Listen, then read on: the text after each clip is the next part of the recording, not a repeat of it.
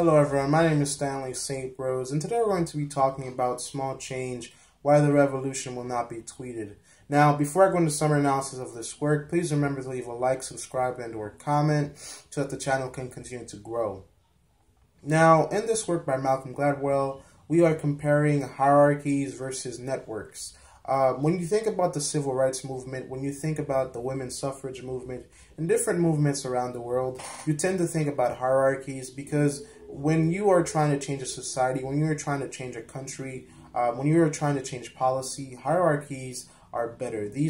That's what Malcolm Gladwell is saying within this essay, because in a hierarchy, you get order, you know who's in charge, you know who's the leader, who's the president, you know if you have one leader or leaders. Hierarchies, they can get together, have a system where they have finances, where they have networks, where they have, they're kind of built like a company, like an organization.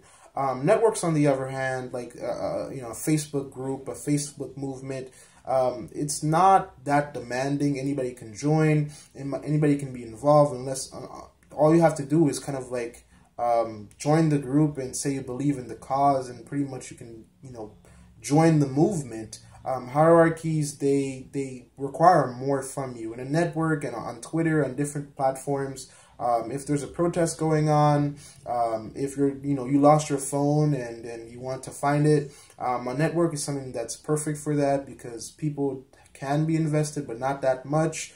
They can help a little bit, but not that much. Hierarchies, it's more likely that they require your physical presence. They require you to be in certain places. Networks, they're great at getting people together. If there's a protest going on, you can get locations, you can know where to go using Twitter and things like that. What's going on using Twitter and things like that. Malcolm Gladwell in this essay is not telling us that one is better than the other. He's saying that they can be used, they have to be used for different purposes. If you lost your phone, and this is an example that he uses in the essay, you lose something, somebody else steals it, you find some information about that person, and you can create a group online or a bunch of people who want to support you. They all kind of like send messages to that person, start rumors online, and kind of like bully that person until they give you your stuff back. Networks are perfect for that because they don't really ask that much from the public. Hierarchies, on the other hand, they require more involvement. They require more sacrifice. Martin Luther King in the civil rights movement, he had thousands. He had $1 million at certain points to help his cause along, to finance the movement, the civil rights movement. There were churches and networks set up all over the United States for everything to be done precisely and properly. The civil rights movement wasn't just Martin Luther King. It was built like a company. It was built like an organization. People were getting paid. People were getting moved. Policies were getting changed, and it had order. It had, there were policies. It wasn't just something that's thrown together.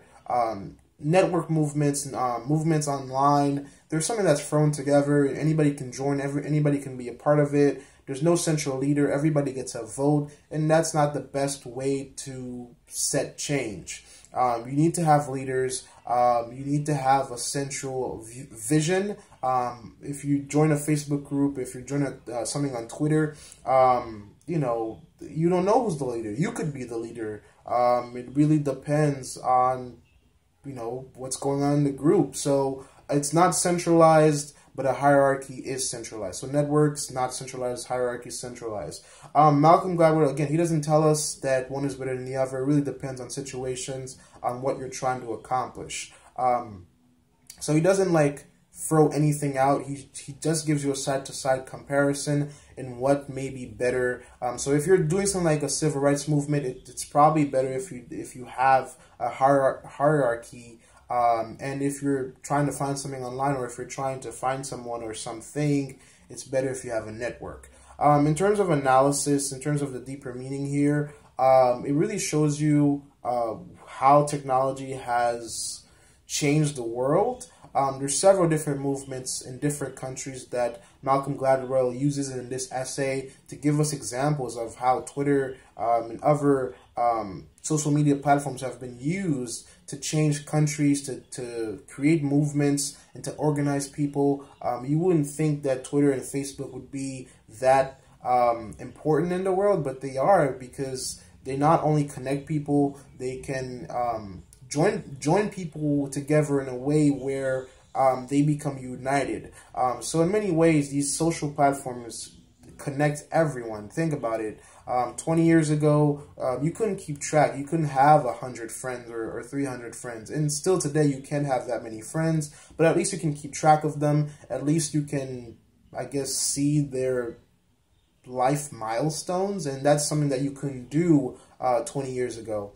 So that's very significant. So, you know, in the end, there are benefits, there are pros and cons to both hierarchies and networks, and the essay really gives us a lot of excerpts, a lot of stories on how they can be applied. One is not better than the other, it really just depends on your circumstances. So that's my summary analysis of Small Change. Please remember to leave a like, subscribe, and or comment, and I'll see you guys in the next video.